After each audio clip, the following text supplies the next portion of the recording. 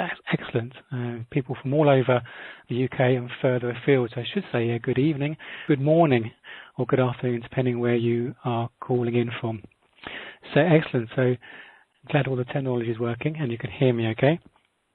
And if you have any questions throughout this kind of webinar or seminar, do just put them in whenever it comes to mind, and I'll be checking them every now and then and stopping and pausing for questions, and there'll be questions at the end. I want to make it as interactive as you like, and we've had a few questions come in beforehand which I'll endeavour to cover. If I don't, I'll cover those explicitly at some point.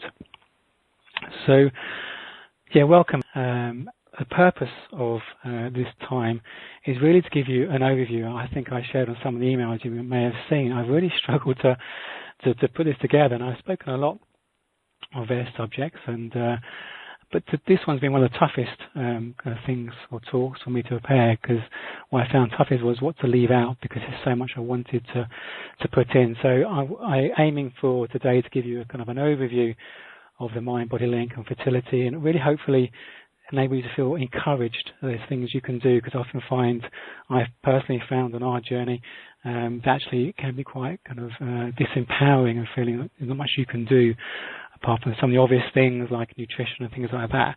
But hopefully you'll feel encouraged, there's more you can do to help yourself on your journey, hopefully inspire you and equip you with some things you can actually do. The reason I'm doing this, well, I actually believe more people than necessary go through IVF treatment, and I'm not the only person that holds that belief. Some of the medical professionals I work with concur with me, and we are very much on agreement in that belief. And I also believe that if you are going through fertility treatment, I believe that the success rate is unnecessarily low, and there's some things you can do to drastically increase that success rate, and that's borne out with my practice and my clients and people who have been using my products. So I'm quite passionate about this, having been there myself, and so I'm quite passionate about getting this information out there to many people as possible, which is one of the reasons why I'm doing this kind of webinar this evening. So I'm going to quick gallop through, and perhaps will be hopefully the first of many. Maybe we can go through any more deeper on some of the subjects. One of the things I want to recommend is you're going to get a recording of this. I'll be emailing you a link where you can go through the recording of this. If there's anything you want to go through again, that's fine. You'll get that. And if you're listening to the recording, great, you can go over it as many times as you like. But I want to encourage you to listen with feeling. Often when we listen to things, we listen with our kind of heads and our thoughts to work out or understand what we know or don't know, maybe making lots of notes of things we can implement. But I want to listen with feeling as we go through this. For insight, if you get one insight from this evening that you implement into your life and makes a difference for you, that's far better than lots of information that actually doesn't go any further than good ideas or notes on a bit of paper. So I encourage you maybe not to take notes. You'll get the video, or you've got the video if you're watching it on video, and just listen with feeling, and just be open to hearing new things or be inspired or challenging maybe in a new way. So that's my kind of encouragement for you to listen with feeling. Now, just a bit about myself. That's me. If you haven't seen a picture of me, so my name is Russell Davis, actually from London, born and bred, but very recently moved down to Cornwall, or I split my time between London and Cornwall, but now living in Cornwall in the southwest of England. And I'm what's called a cognitive hypnotherapist. I basically trained in cognitive hypnotherapy as I got more passionate to understand more about the mind, and I've always worked with people and mentored and trained people, and I want to get more kind of training myself, and partly from my own journey. And cognitive hypnotherapy is quite different to traditional hypnotherapy, where I'm in a room with a client who has a wider range of tools I could use, whether it's kind of Gestalt, NLP, positive psychology. So there's a wider range of tools I use with clients within the therapy room, but also with the hypnosis itself. It's got quite a modern approach to hypnotic suggestions called word weaving, which makes it more open to a lot of people and more powerful in the way it does it, where it aims suggestions and utilizes people's own minds without making an assumption how they relax. So you'll find on any of my downloads you might get, you'll never hear me tell you where to go to relax, because everyone can say relaxes in different ways and different places. So it's quite a kind of a non-direct way of guiding people, and it enables you to access your unconscious mind in a more powerful way. So that's myself. So I'm a cognitive hypnotherapist. I specialise in fertility. I'll talk about a bit of my journey in a minute, but it's a bit more about myself. I'm very much kind of passionate about the mind, how it works. It's one of my passions. I'm also a passionate runner, actually a barefoot runner. Well, I don't actually go completely barefoot. I wear what we call barefoot shoes. You can see there. I can wax lyrical about the benefits of barefoot running, but I won't bore you with that this evening. Also a Mac fan, one of the things I can wax lyrical about. I used to work in IT and a bit of a Mac fan. So just some things about myself. Because you can't see me, so I thought I'd give you a bit of information about the person, the voice you're hearing. And I got into fertility partly because our own journey. This is before I trained as a therapist. My wife was diagnosed with PCOS as a teenager. Was the usual, and I find it today, it's still the usual GP's response is to whack them on medication, on the pill, and over years it gets stronger and stronger. And so we always knew before we got married whether we weren't too sure whether we could have children or not. At that point we thought that's fine, because we have children in our lives in so many ways. We're both involved in youth work actively. But as life went by, my wife decided actually she wanted to find a more holistic way of managing her condition. She was a bit fed up with just taking medication all the time, getting stronger and stronger. So I kind of really looked back and I was thankful for the day we met. A gynecologist who practices holistically as well is now a colleague and a friend. And thankfully, looking at my wife's whole lifestyle and her mental state, her emotions and lifestyle and nutrition, everything, as well as what's going on kind of biologically, my wife started a journey of healing. And after about 8 years, she had a regular cycle back, and there was absolutely no reason why she couldn't have children. And that's quite a journey emotionally for us, as you imagine. I know you guys are on maybe similar journeys, the roller coaster of infertility, because as we went along this route, the more we realised we really wanted to have children. It's almost as if we buried those wishes and desires because we thought we couldn't. And then as the possibility came closer, those desires and dreams became bigger. So after she was kind of healed and was fine, still nothing was happening.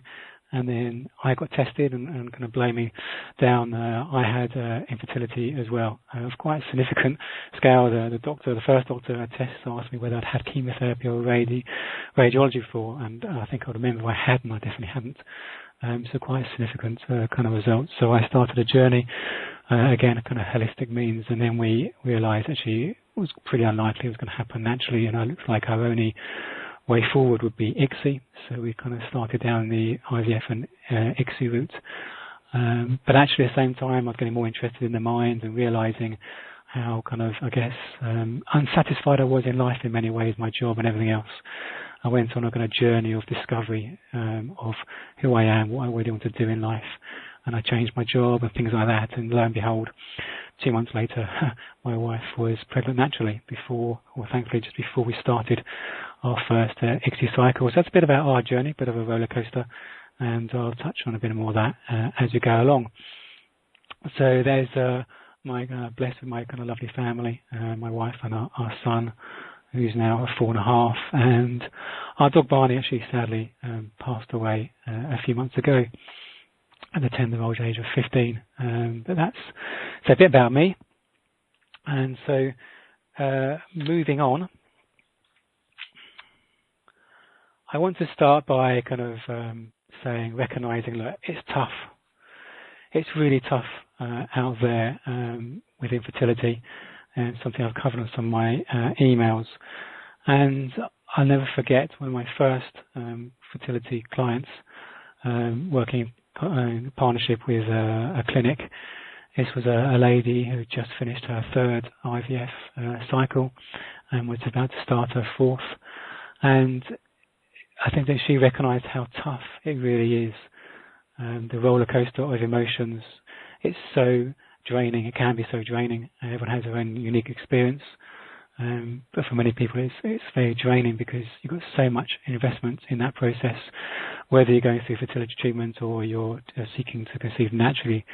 There's so much kind of emotional investment, and obviously if you go through treatment, it could be financial investment, and almost as if your life goes on hold. There's so much pressure on the next cycle, on the next result. And I just want to just for you to recognise that it really is tough for you. And this client I saw, she was kind of trying to pick herself up ready for her fourth cycle, and I think our first session we just talked, and I wanted her to recognise as if she's done 3 marathons. And at the end of each one, she thinks she's got to the finish line, and someone said, no, you've got to start again, you haven't finished. And she's done 3 marathons, one after a trot, and she was just emotionally and physically just exhausted and drained, and I don't think professionally in any real state to start the next cycle, for it to have the most positive effect for her. So my therapy for the first session was tell her to go and have a holiday and just forget about it for a while. She was obviously concerned that the biological clock was ticking and everything else.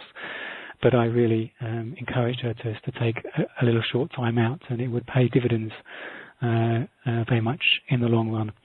And lo and behold, yes, she was successful in her fourth cycle, and yes, I'm still in touch. And I wanted to show a picture of her child actually, but I couldn't find that today when I was putting this together. So just to recognise it is really tough. I know I found it really tough, and also from male perspective, I buried my feelings while my wife was going through the process. I kind of buried my feelings, and whether that's your experience as well. Typical men, obviously a lot of men aren't necessarily in tune with their feelings as much as women, and I thought I had to be the strong one, which didn't actually help, because it didn't help me go through my emotions and process my side of things, which I'll come on to. And it can be lonely as well. How many people really understand what it's like for you? Even your closest friends and family probably don't truly understand. That's how I felt. My best friend was having a young family as we're going through this, and he really didn't understand. In fact, anything, having a young family, he almost was jealous of the fact, in some respect, we didn't have children, because he could see, I guess, we had freedoms he didn't, but it didn't make it any easier for us when all we wanted was children. So it can be really tough, and it can be really lonely. And some people say, how can I get my friends to understand? And I think, to be honest, I don't think you can. Unless you've been there, it's really tough to really understand what it's like for you. So it's trying to find a support mechanism around you, so finding people that do understand, whether it's through forums or Infertility UK network or places like that. So it is tough. It's tough on relationships. There's a lot of research now showing how the ongoing impact on a relationship, whether it's successful or not, and that's one of my areas I'm passionate about is relationship. I do a lot of relationship coaching, even before I started doing fertility, so it's obviously very relevant for fertility. So I guess I'd like to make one subject in the future, relationships, and some practical things you guys can make to use to make sure your relationship is the best as it can possibly be as you go through this together. So that's where I want to start. The kind of presentation is recognising, it's tough. One of the things I've shared before, and to mention here if you haven't seen it, the next slide I'm showing now is the results of a study that was done by Harvard Medical School back in 1993, and it compared the kind of stress levels within women going through infertility and women with other medical conditions such as cancer, hypertension, heart disease, as in cardiac rehab, chronic pain, and HIV. And as you can see, the first set of bars to the left, the black bar, the first bar is those women with infertility. The yellow bar is those with cancer. The red is those with hypertension. The green is those with heart disease, cardiac rehab. And the other two white bars are chronic pain and HIV. Then those bars are repeated for the measure of anxiety. And the far on the right is the global overall kind of anxiety or stress level score. And as you can see, the kind of overall level women with going through fertility, their stress levels are equivalent for those with other conditions such as cancer and heart disease. So it's pretty significant. And I don't think we'll recognise that. And how many times have you been told by friends and family, just relax, everything will be fine. No one tells those people with cancer or heart disease just to relax. So it is tough, and it's been proven to say it's tough. Whether stress causes infertility, that's the medical world is split by that, but it is recognised that infertility is very, very stressful, and I think there's no doubt that stress can impact your fertility quite significantly. I won't go into detail that here. That's a subject for another call.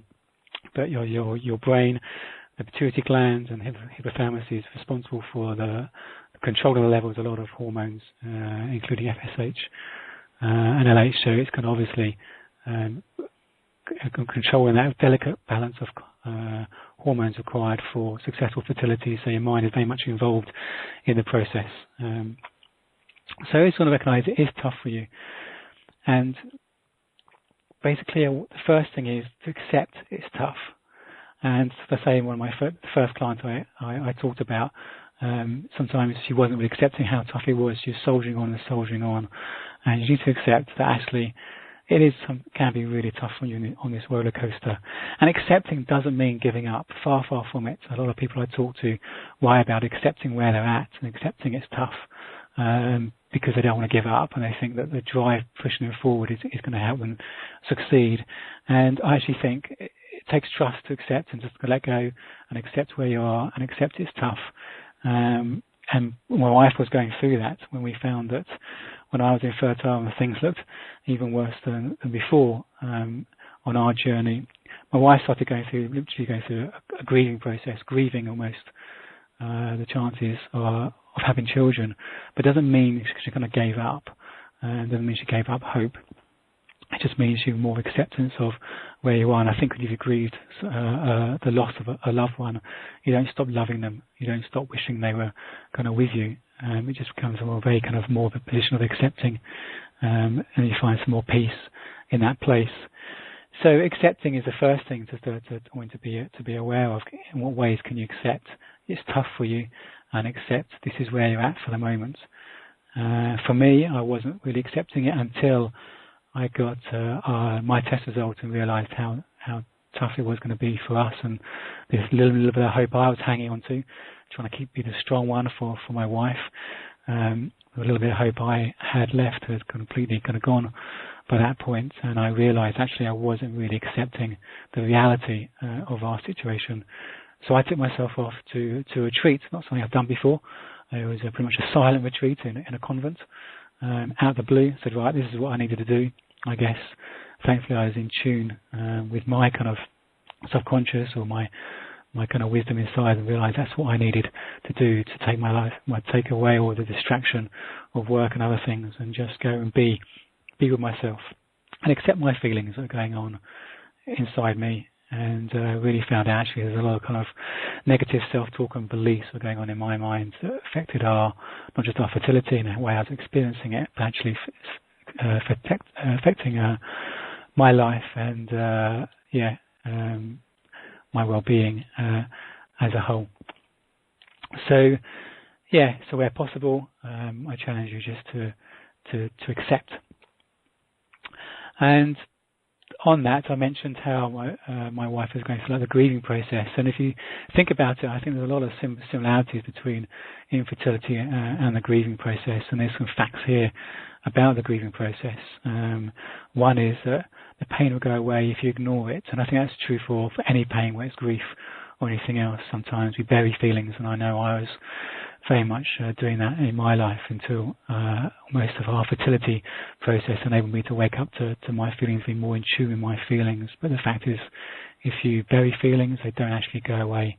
They're there for a purpose. They're there to help communicate something to you, whether a need's not being met or something out of kilter with your thinking.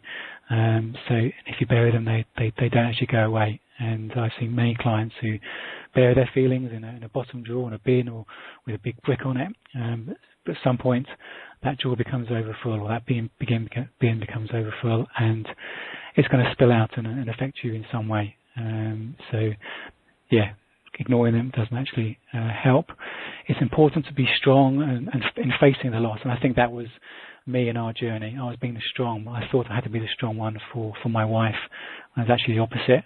She wanted someone there on the journey with her, sharing my emotions and sense of being united in our journey. And I realised actually being strong wasn't actually helping me or us or her.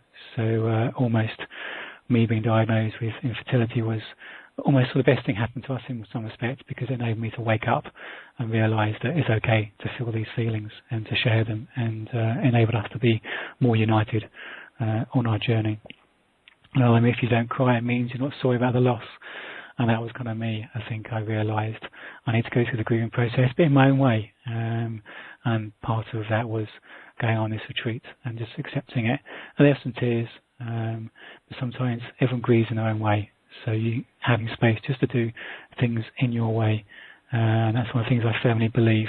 I could see 3 or 4 clients in one day, and they all had their own experience. I'd had my experience. I can relate. I think I can understand in some way. I can't really understand because we all have our own a journey. So I had to ask. Just helps me ask the questions so I can understand what is going on for them, because we all have our own journey. Another thing about grief should last about a year. Of course, grief or pain lasts as long as it needs to, basically. And at some point, your brain will get bored with that, and you'll feel you can move on. And there's things I want to show you during this time that help you, enable you just to let go and move on, maybe quicker than you can imagine. So there's some things about kind of grief which I think are relevant for the infertility journey for some people. This is another thing I want to show about acceptance, where sometimes we're trying to move away from current reality, and we're focused on where we want to go. As you want to get pregnant, you want that positive test result and follow through that for a healthy, positive pregnancy. But sometimes when we're not accepting, we always have this kind of rubber band between us and our current situation. We're trying to move away, and as we're trying to move away from our current reality without really accepting it, that rubber band gets tighter and tighter the further we're trying to move away, and it means it's harder and harder to make that journey. I'll give an example with weight loss. I don't know how many people out there have tried diets, and you're kind of eating healthy kind of regime, and you're doing really well. At times it's really tough.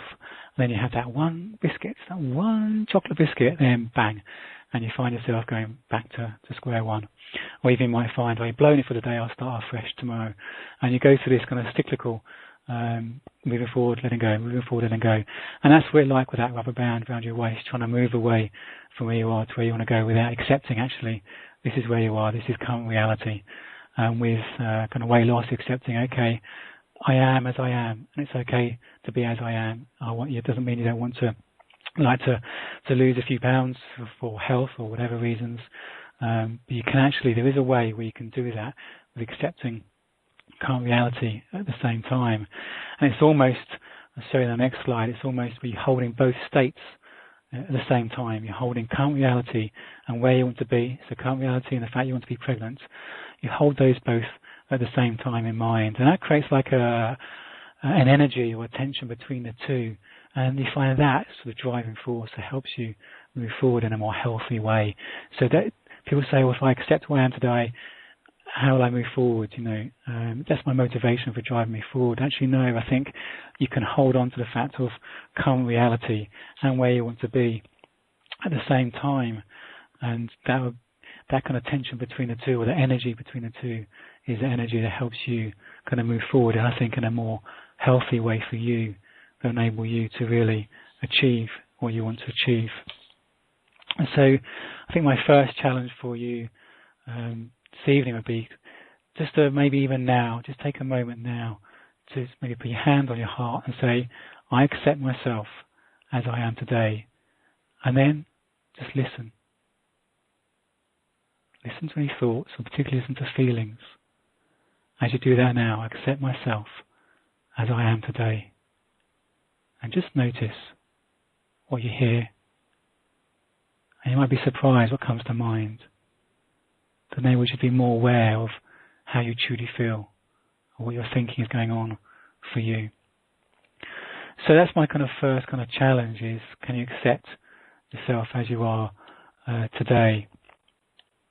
So obviously just also recognising the fact that it is stressful. The next thing I want you to be aware of is the fact that how do you care for yourself during this journey? And you're putting all sorts of things to care for yourself, which is great. I also mentioned a few, as you mentioned, stress, how stress can be a factor that can obviously affect your experience of life moment to moment, but also can actually affect your fertility, which I'll come on to in a bit more detail. Lifestyle. I see a lot of clients who have a very, very busy lifestyle, which in itself can be a source of stress. And so just be aware, what can you do with your lifestyle? There may be one little step, one thing you can do from now that enables you to take more care of yourself while you're on this journey. Relaxation, obviously, relaxation is great to let go of that stress, have those moments of respite. And I want to come on to more things this evening, or today, which can enable you to find those longer periods of respite from the thoughts or the feelings. Relaxation is great. It can give you those kind of moments of respite. We can lower the stress levels. But I want to be exploring some of those things that are actually causing some of that stress. Sleep is a big thing. How well are you sleeping? If you're taking a while to get to sleep because your mind's going round and round, or you're waking up early, or waking up during the night, maybe that's an indication that there's a lot of business in your mind or stress. It's exploring what you can do to maybe improve your sleep, because if you're tired, your quality of your thinking goes down and you're more susceptible to that kind of stress, and the pain and all the hurt and all those feelings can be more kind of potent and take more of an effect. And obviously things like nutrition, obviously I can't give nutrition advice, but obviously nutrition is very important, not just for your kind of well-being, but obviously for your fertility as well. So there's some things there I want to mention that may be obvious, but I want to mention them again, because as you listen with feeling, there might be something that comes to mind that you can do, or maybe you have been thinking up to now, haven't thought of.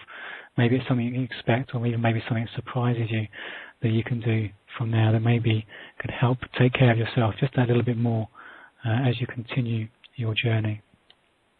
A couple of things I want to share with you now. One thing is an exercise called 7-11 breathing. And as I explain it, you can even have a moment of trying it in a minute. And this kind of breathing technique works on two levels. One thing is, when you are anxious or when you're stressed about something, you're generally worried about something that hasn't actually happened yet. Your mind's running out to the future. You're worried about outcomes. What happened to this? What happened to this? This may happen. I'm not going to get pregnant. I'm never going to have what I truly want. I'm never going to be fulfilled. Kind of telling yourself kind of stories almost about things in the future that haven't actually happened yet. They could be based on things in the past experience. So your mind's time traveling. It's going in the past, looking at a past experience, and it's playing out to the future.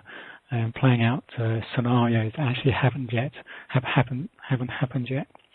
So this kind of breathing technique enables you to be more in the present moment. When you focus your mind on your breath, it brings you to the here and now, the present moment, and it stops all that kind of thinking, which can be the underlying thinking that causes the stress. Another thing it does is you're going to count as you breathe in and as you breathe out, and you can count out aloud, which is great, or you can even count in your head, which means this is something you can do anytime, any place, anywhere. No one needs to know you're doing it. It's not particularly deep breaths. It's just a natural, relaxed breathing style. But as you count, as you breathe in, you count 1 to 7. And as you breathe out, you count 1 to 11. And you're matching the pace of counting to your breath. A lot of clients, a lot of people I share this with actually find breathing in, counting 1 to 3, and breathing out, counting 1 to 5 is slightly more comfortable. I personally do find 3 and 5 more comfortable. And that just forces the out-breath to be slightly longer than the in-breath, and that utilizes more carbon dioxide in the breath, which is a natural biological relaxant. When people hyperventilate, they're often encouraged to breathe into a paper bag, and that is another way of them doing the same thing, utilizing more carbon dioxide, which enables them just to calm down and relax. So as you do this, what you're doing is you're breathing in and you're breathing out, and you're counting your breath in and you're counting breath out, 1 to 3, 1 to 5, or 1 to 7, and 1 to 11. And as you do that, you can explore doing it now, and even as you listen to me, after 10 or so breaths, you start to notice how you start to feel a little bit more centered in whichever way you experience that. It's something I often do while I'm driving, because you can have your eyes open while you're doing it. It's something I practice while I'm driving, and enables me to be calm, whatever's happening around me. And the more you kind of practice it, the more you tune into it, the more it comes to mind whenever you need it. So I encourage you just to explore that for yourself. I call it 7-11 breathing, but often it's people actually find 3 and 5 is more comfortable for them. And I'm going to remind you of the kind of the instructions, as it were, there. So if you come back to this recording, they're there if you want to be reminded of that process. So that's 7-11 breathing, which is something you can utilize at times to help you stay just a bit more centered, a bit calm and relaxed when you find things are getting difficult. Particularly maybe when you're talking to someone, seeing pregnant women around, which I'll come on to in kind of more detail, but this is something you can do, just focusing on your breath, just allows you to be more present, more calm, more in control, and just help you ride the roller coaster feeling slightly more in control. Another technique I want to share with you is something called drop through. Essentially, when you're aware of an emotion, it's maybe fertility related, it may not be, maybe you can think about something at work, or where you find actually you've got a strong emotion around, maybe it's anger, sadness, resentment, whatever it may be, you'd be aware of that feeling, and sometimes those feelings can be quite overpowering. We call it emotional hijacking, when you feel that you've got no control of those feelings, they've kind of taken over you, and it can be quite disempowering. With this technique is a way where you can let go of that feeling. You can begin to take control of your state again.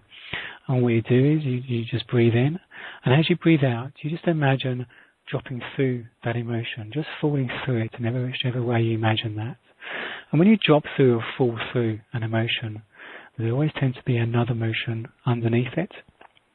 And you can just recognize what that emotion is. Whether you give it a name or not, you can just be aware of that feeling. And again, you take a breath, and you drop through that feeling, fall through that emotion, and notice what's underneath that. And you may go through different levels, 2, 3, 4 levels.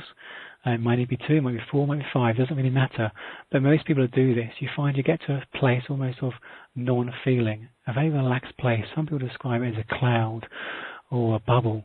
And you can just rest in that place. Just notice how it feels, the absence of feeling. And just once you've rested there for a while, for as long as you want, you can take another breath. And actually, if you drop through from that place, you start to notice more and more positive feeling inside you, whether it's you being aware of that hope or something else. But don't go any further than that. Once you find that place of relaxation or bubble, you can just stay there. If you want to go one more step, you can go one more step. But don't go any further than that, because if you keep going, you might find you go full circle, end up back where you were, and you need to go through the cycle again. So just drop through the levels, however they are for you that time, to find that place of non-feeling, and then drop through one more place, and you might find more of a positive, hopeful feeling inside you. And that's for any feeling, whenever you feel that, whether it's fertility related or not. It just shows you how you can start to be in control of your feelings and in control of your state, and which can be quite more empowering for you. I've got a question that's come in saying how to accept feeling positive one day and so sad the next. And that's why I think often it's called this infertility is called an emotional roller coaster, because it really is the up and downs. And I've been thinking of a way of trying to explain this to men, because I personally found I didn't really recognize the roller coaster that my wife was on. The only thing that came to mind was watching your favourite football team in a cup final, and 1 minute they're up, and next minute, they've let 2 goals in and they're losing, or they've got a penalty, and you're really hopeful, and the striker kind of misses a penalty, and it really is that kind of up and down roller coaster. And of course, obviously, talking about football kind of belittles it in a way, but I'm trying to think of a way of just analogy for men. Obviously, actually, the reality of fertility is so much more stronger than that, but it just shows you the up and downness of it. And I think just recognise the positive feelings. I'll come on to your thoughts. Behind every feeling is a thought, and when you're feeling more positive, you have a different kind of thought process going through your mind. And when you're feeling kind of so sad the next day, you have a different set of thinking coming through your mind. So I'd like to cover that in more detail and then come back and make sure I've covered that adequately. So that leads me quite nicely on to I was going to talk us through the nature of our thoughts. And there's a phrase from William Shakespeare who says, "There's nothing neither good nor bad, thinking makes it so." There's nothing neither good nor bad, thinking makes it so. Now, I'll make it clear up front here, I'm not saying your thinking is creating your infertility. I do believe our thoughts and emotions and our beliefs are a factor and can be affecting our fertility. I do very much believe that. But I'm not saying for your situation it's just your thoughts. What I'm saying here is your thoughts makes your experience of anything moment to moment. Okay? I can give you an example. We go through all sorts of emotions, moment to moment, day to day, week in, week out. And as the question came through, 1 minute you might feel more positive, more hopeful. The next day you feel very, very different. Behind every emotion is a thought. You can't have a thought without an emotion. Okay? And thoughts can be incredibly, incredibly deceptive. They create this illusion of reality. They create this, from moment to moment, they create this story of reality. Like I said before, stress and anxiety is created by thoughts playing forwards ahead, painting this picture. And that's what thought does. It paints a picture of reality, whether it's your view reality of that moment or something you're worrying about in the future. And it's usually future-based. And no external event can make you feel anything. That's quite a controversial kind of position to hold. But and we think about kind of maybe work. Some people say, "Oh, my job is so stressful." A job cannot make you feel stressed. It's how you think about it means you feel stressed. There could be a co-worker doing exactly the same job, but sailing through it, not feeling stressed at all. And because their thinking about it is different. If you're in a stressful job, there might be times you go on holiday, you come back from holiday, and for a few days you're just feeling fine. Everything's just washing over you, feeling great. And before you know it, you get back into things and the stress starts affecting you again. And what's changed is when you come back from holiday, your thinking's changed. The job's the same, but your thinking about it has changed for those few days after a holiday. So your thinking about your journey is creating those emotions, which is why one time you're feeling more positive, the next time you're feeling not so positive, because there's a thinking process, a belief pattern going on behind those emotions, which are creating that experience. Give an example, very different, not on, let's say, fertility, but I remember a time I reversed our car into a post. And as tends to happen in these circumstances, the noise was terrifying, and I really thought I kind of smashed a wing, the lights, the bumper. I just, in my mind, had a picture of all the damage that I created in that moment of just kind of not being aware. There's always times you wish you could rewind time a few seconds.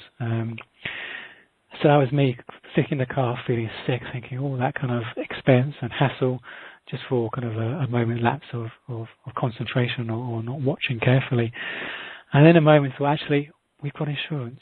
It's not the end of the world. We're all safe. No one's hurt. And my thinking about the situation changed very much. Even before I got out of the car, I've gone from feeling very angry, frustrated, very much thinking, these things happen. We drive cars, we're going to have accidents. So a police officer told me that when I was 17, my first accident. It's a matter of fact, when we drive cars, we're going to have accidents. My thinking about the whole situation changed, was enabling me to get out of the car in a very different mindset. Look at the car, think, hey, what's happened? We can deal with it. It's not a problem. Everyone's safe. It's just a car. And it happens, the damage was hardly anything, it's a small mark on the bumper. Again, it shows you how you're thinking. Sometimes gets out of control. So from moment to moment, your experience of life is being shaped by your thoughts. And the nature of thoughts is they tend to come and go like clouds passing in a breeze. We all get the most irrational thoughts coming to mind if we're honest. And a lot of us aren't honest, but things like you might be in a supermarket queue and you think, well, I'm going to push that person out of the way. And we all get these illogical, irrational thoughts come into mind, but they pass out our minds as quickly as they come in without us doing anything. It's only the psychopath that follows through them and does something about it. But these kind of thoughts come and go. And most thoughts come and go. It's the nature of thought. But what happens is sometimes a thought comes into our mind and we entertain it, we give it meaning, and we follow through on it. And we start worrying, thinking about it, and we add another thought to it, we add another thought to it. And before you realise, your mind's spinning around with all sorts of thoughts, all sorts of thinking and stories you're telling yourself. I find that myself. I find I get caught up in my mind, more ideas and things I could do. Or if I've got a problem to solve, I'm quite a thinker, I start thinking, I must solve this problem, I need to solve this problem. But that's just a thought, and I add another thought to it, trying to find and solve the problem. And actually, you don't solve problems, you don't find solutions or inspiration when you're thinking about it. If you think about it, when you find the best solutions, the best ideas come when you're not thinking about it. Maybe on a holiday, you're in a shower, things like that. It's when you're not thinking you get the best ideas come to mind. So thought can obviously clog our mind. This is like a glitter ball. I have one of these on my desk. It's like a glitter ball, and when you get to thinking goes round and round and round, it's like these thoughts going around your head, and that can be exhausting, that can be draining, it's very tiring. But the good news is you can just let those thoughts go. When you recognise what they are, they're just thoughts, they're not reality.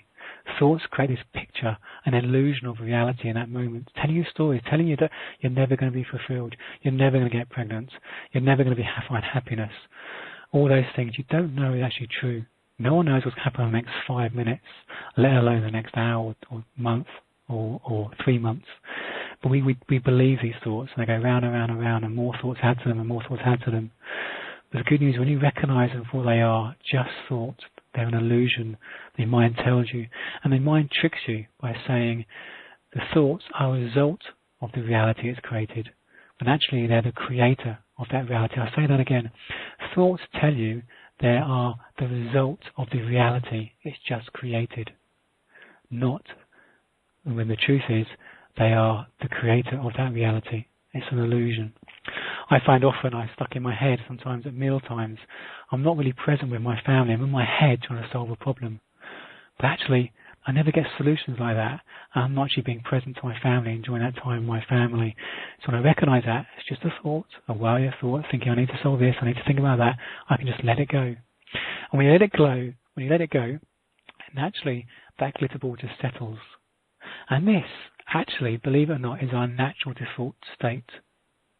When we let those thoughts go, and naturally inside us is a sense of peace and well-being, regardless of what's going on around us. This sounds quite a pretty hard thing to understand or really believe where you are at the moment, but I want you to open your mind to the possibility of this, because it is actually true. If you let the thoughts go, you can find moments of peace on your journey, because that's our natural default state, a sense of peace and well-being regardless of what's happening around us. And you may experience that from time to time, a sense of hopeful, being positive, sense of well-being, and that's when your thoughts are calm, your mind's calm, thoughts calm, they go, you're not entertaining them, you're not entertaining the stories your mind's telling yourself. That's our natural default state. You don't have to go to India to find yourself or find inner peace. We've all got it inside us. The thing is, the thoughts, the critical voice, whatever you experience it, is like a brass band playing, and it drowns out that sense of peace and inner wisdom, which is like a still, soft flute playing in the background.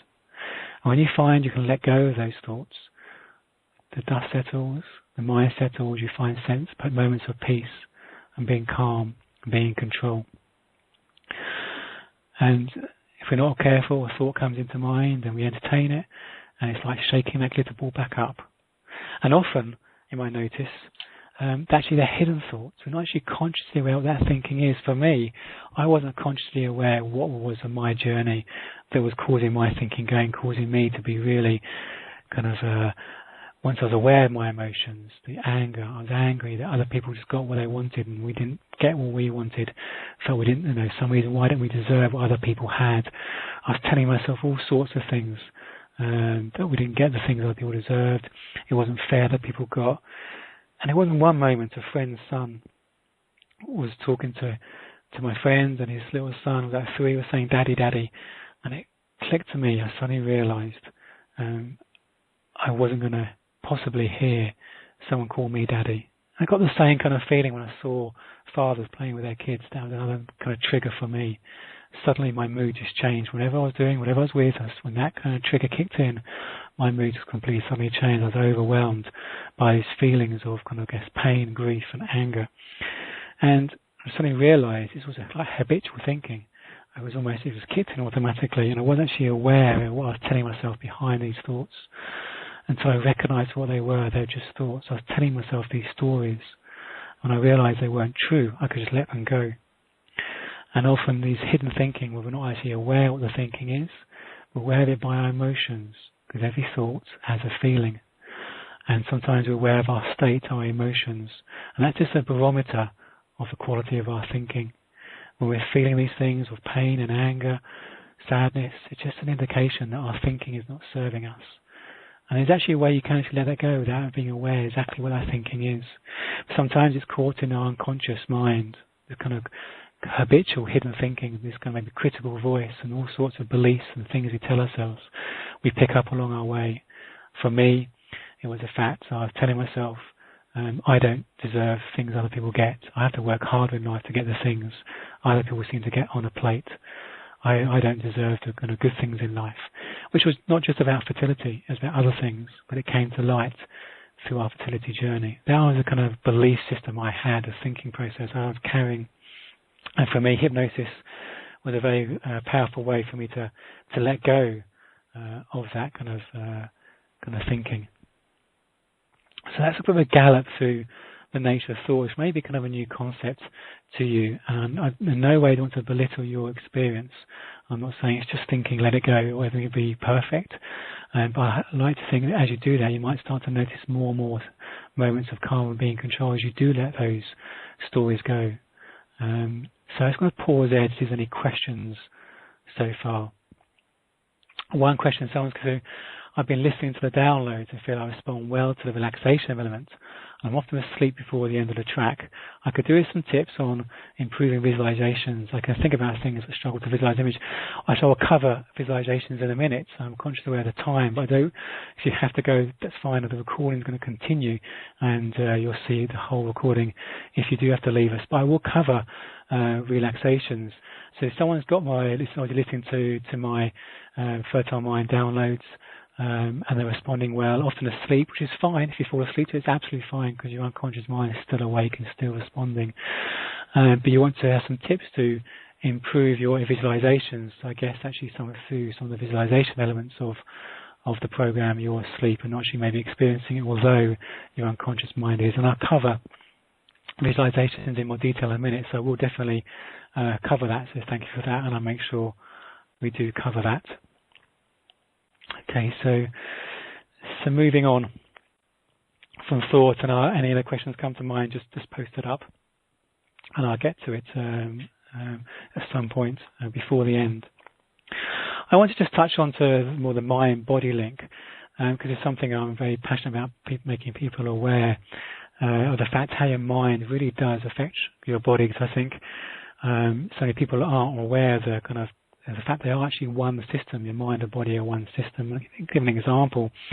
If you have a nightmare, you can imagine having a nightmare. You wake up, maybe in a cold sweat, your heart beating. You're actually living as if you were there, and your body is responding as if you were in that situation. The increased heart rate, the kind of sweating.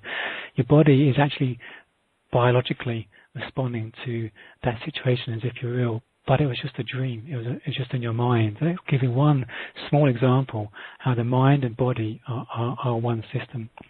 The placebo effect is another example where if you believe in the medication you're taking, and obviously the studies around placebo effect have demonstrated that just the power of the belief in that medication can actually heal you, and tests are now showing that the body actually creates its own kind of medication, biologically creating the chemicals required to deal with whatever the medication was dealing with. So the biological responses are there just through the belief in that kind of medication. So that's the placebo effect, which I can wax lyrical about.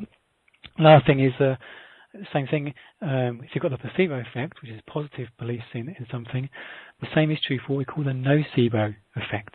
So if you've got negative beliefs, if part of you doubts it's really going to happen for you, if part of you believes like I did, you don't deserve good things in life, that can have the same effect on the body in a negative way, in the same way a placebo can have an effect in a positive way. So just be aware of how your mind and body are one system, and there's been studies to demonstrate this. And in my free ebook, I talk about a study called the counterclockwise study, where a professor, Ella Langer, in the early 80s, took some men in their 70s and 80s and put them into a 1950s environment, so 20, 30 years previous to the time, or 30 years previous to the time, and they're living in a house, in a 1950s house. The decor, the newspapers, the store, the radio, everything was 1950s, and they used to reminisce and talk about the 1950s as if they were there. And after a couple of weeks in that environment, the physical difference in these men was just incredible, where some people were shuffling in on sticks, now walking out and springing their step, and they did a lot of tests to show the positive impact on their body through just being in that environment. And I know the BBC in the UK I think a year or so ago, did a BBC program with some celebrities, and it's had the same kind of dramatic effect on some of them. So it shows how your mind and body are one system. Another thing about the mind and body being one system can be quite amazing to understand, is the fact that your mind cannot tell between the imaginary and reality. Just like that nightmare, it was imaginary, it wasn't real, but your body was responding as if it was real. Again, there's been some studies in the ebook. There's a study about Harvard where people did a piano study where they learned a little piano finger routine on the piano. Some people visualized it, some people actually practiced it, and you can see actually the people who visualized it were almost as good as people who practiced it, and with a little bit of physical practice got to be as good with a very little physical practice. Another example I'll show here, the Learning Institute in the States, are very clever people.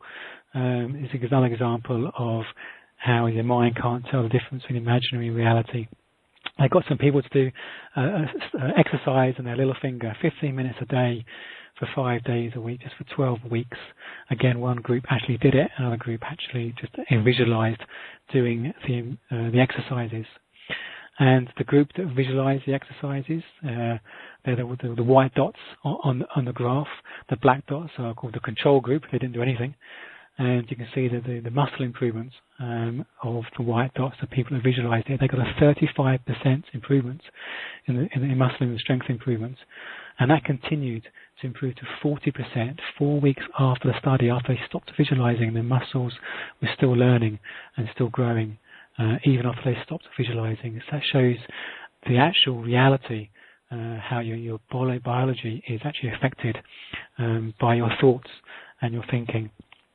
And there's a lot of study, epigenetics, and if you're interested in this area, Dr. Bruce Lipton has got some good books on this, how our kind of thoughts and our environment affect our biology down to the cellular level. So epigenetics and science is slowly catching up. Almost the textbooks in schools at the moment are kind of 10 years out of date, and science is slowly catching up with the fact how the mind and body are one system, and your mind can't tell the difference between imaginary and reality. One of the reasons I do use visualizations quite a lot with my clients and myself, which is why if you're using one of my programs, you might notice there's visualization in those as well. And some people say, well, what is visualization? I'll answer this question about how you can utilize visualization yourself, even if you're not listening to a program. And some people say, well, I can't visualize. Well, what is visualization? Well, if I ask you now to close your eyes and imagine your front door, and think about what color is your front door, you can probably picture that and see what color it is. That's visualization. It's as simple as that. I believe everyone can visualize. Some people do find it more easier than others, but with practice, and I'll show you how you can do that, you can improve kind of the power of visualization. And some people say, well, I don't hold this photographic image of the front door in my mind, I get a fleeting image. That's still visualization. That still can be incredibly powerful. You don't have to have this kind of photographic image held in your mind for a long time. Some people do have that when they visualize, some people don't. Let's give an example. I want you to imagine a matchbox. Just picture a matchbox in whichever way you see that. And just hold that picture and see if you can actually imagine opening that matchbox. And you might notice how you can imagine that matchbox opening. And I wonder if from there you can imagine that matchbox moving in some way, maybe rotating or spinning or just turn it over.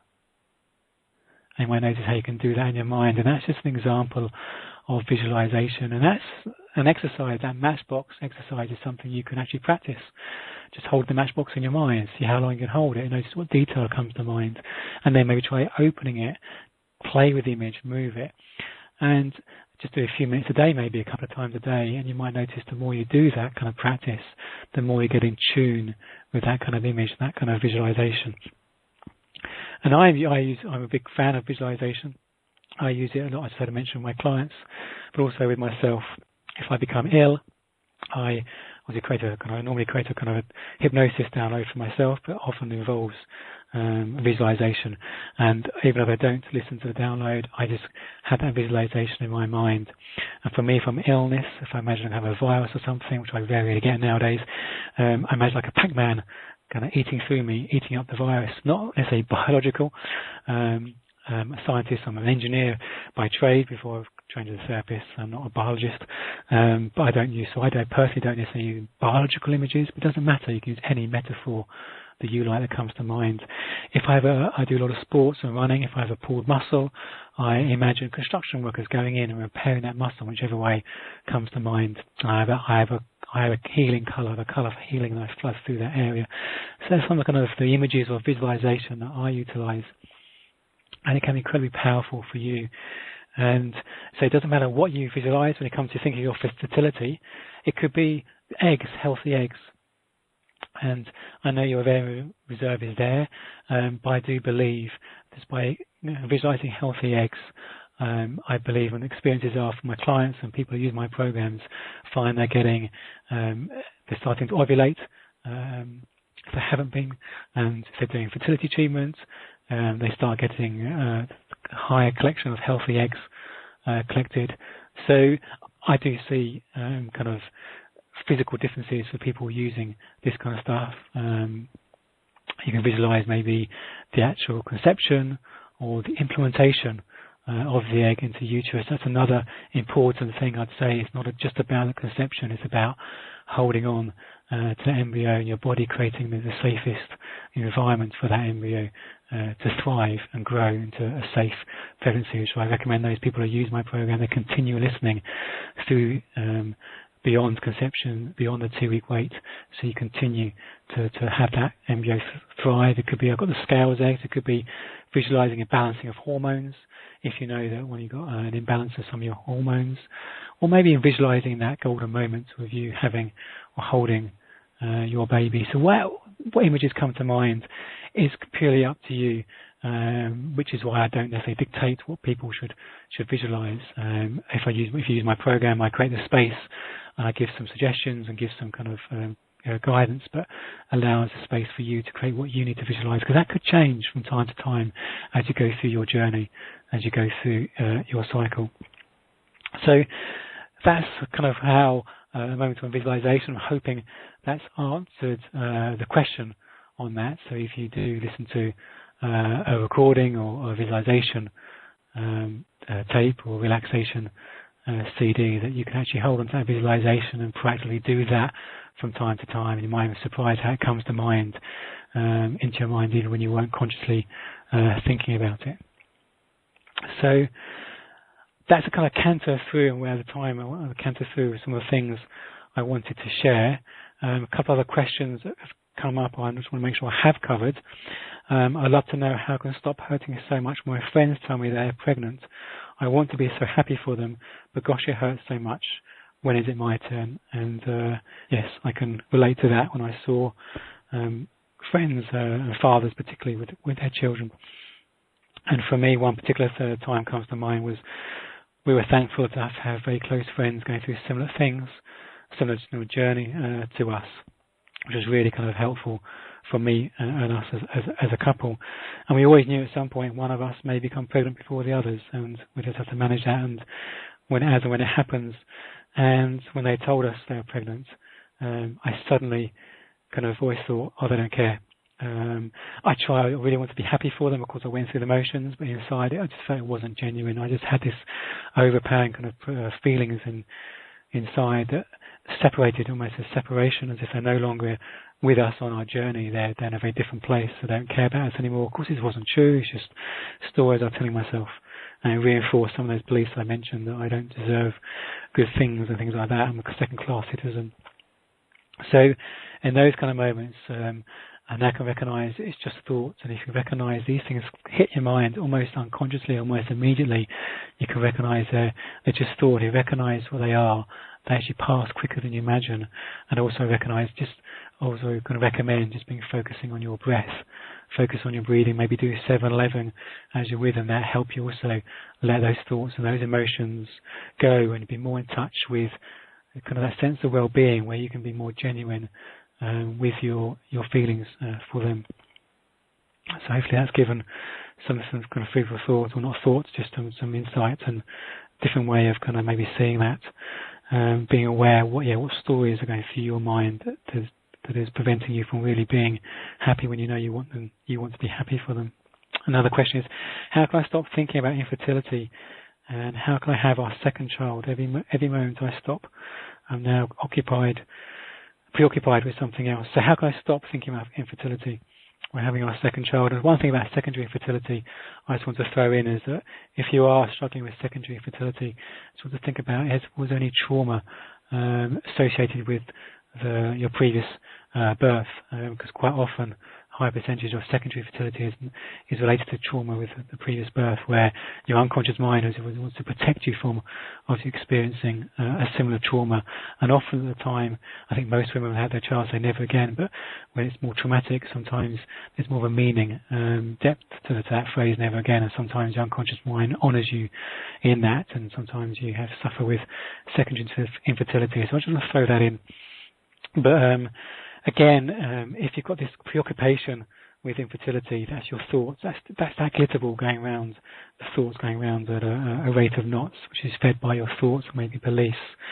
So maybe understand the nature of that self-talk, whether it's hidden thinking, and just letting go of that helps you to bring back to the present moment. Again, maybe being aware of your breathing again as well, but just being aware of that. Maybe try the acceptance exercise. Put your hand on your heart and be silent to just say, I accept myself as I am today, and then just be silent, listen with feeling, and notice what comes to mind. You might start to be aware some of those kind of stories and the thinking behind those feelings. So there's a couple of questions that come through, and just being aware of any other questions. Just allowing another pause for any other questions that are coming through. Otherwise, I'm just conscious of time. I want to wrap up if we can, and just in a way to summarise where what we've been talking about in this kind of rate of knots. I'm aware of that. Is first thing just to accept where you are. Accept it's tough. Accept where you are. It doesn't mean giving up. Far from it. Enables you to continue your journey in a very different place, feeling more in control. Care for yourself. Find those ways to care for yourself. Being aware of the thought, the power of thought, and how those stories that you tell yourself, which is illusions, how do you know they're true? They're often talking about things in the future you just don't know are going to happen, and they create your experience moment to moment. So being aware of that thought for your mind. Maybe have a picture, the clouds or the glitter ball, having an image for those people who are more visual. Maybe that will help you just recognize the thoughts for what it is, just a thought. And then visualization, how the mind, body are one system, and the power of visualization, which can help you kind of, again, using more positive thoughts and visualizing what you want can help guide your unconscious mind to what you want. Because your unconscious mind controls all your bodily processes, and you can actually guide it to what you want. I've experienced that time and time again with my body healing. If I cut myself, your body heals naturally, but you can guide that healing to be quicker than you imagine. And so any other questions?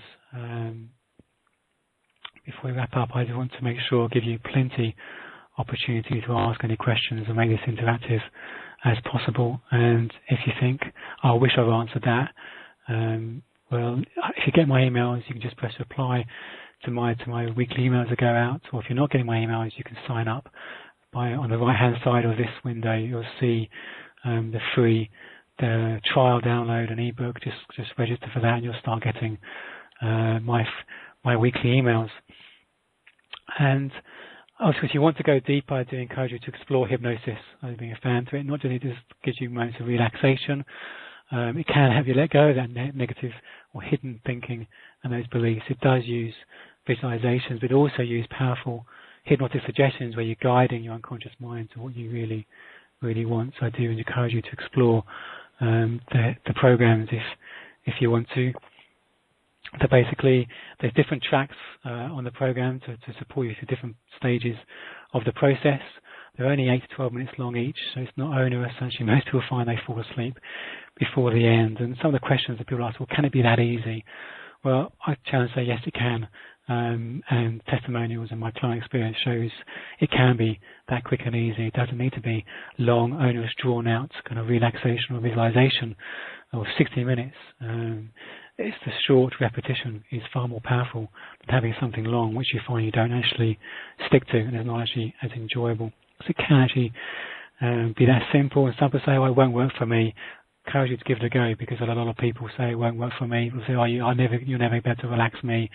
And they get quite surprised how relaxed they find as they listen to these things. So I just want to encourage you maybe to explore that. And there's a good track on these, which is ideal for helping you moving on from any negative test results, which are almost inevitable on your journey. So it's not falling over, it's not failing, it's enabling how quickly you can pick yourself up and move on. And there's some of these tracks will help you do that. So if you want to go deeper, there's a money-back guarantee. I obviously can't guarantee results. I wish I could.